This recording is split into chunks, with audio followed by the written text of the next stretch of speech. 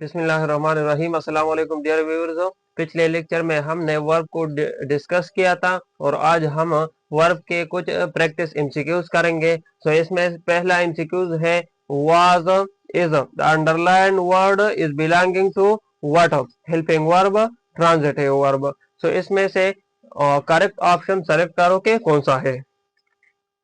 शाबाश, टाइम बहुत कम है। So was is belonging to what? Helping verb. Helping verb are those verbs which describes the mood of a verb or used for denoting a tense. एक tense की निशानदेही के लिए हम use करते हैं। फॉर एग्जांपल मैं एक सेंटेंस लिखता हूं, आई वाज राइटिंग।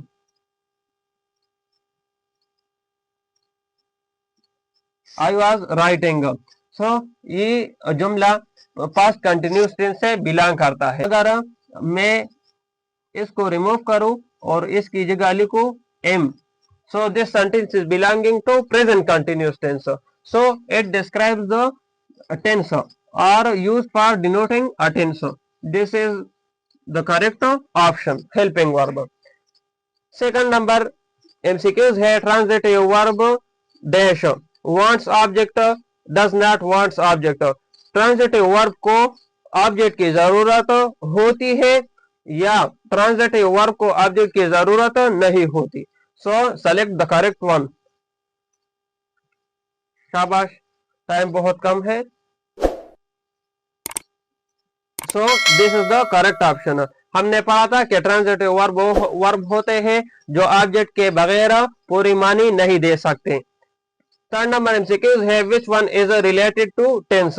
हमने पहले भी कहा कि helping verb are those verbs which are used for denoting a tense, या हम इसको मूड ऑफ अ वर्ब को डिस्क्राइब करने के लिए इस्तेमाल करते हैं। So select the correct option. दो ऑप्शन दिए गए हैं, intransitive verb, helping verb. So this is the helping verb. Intransitive verb are those verbs which does not want object। ये ऑब्जेक्ट के बगैर पूरी मानी दे सकते हैं। फोर्थ नंबर एमसीक्यूज है was belongs to dash verb, strong verb, weak verb. So इसमें से ये ऑप्शन करेक्ट है, वीक वर्ब।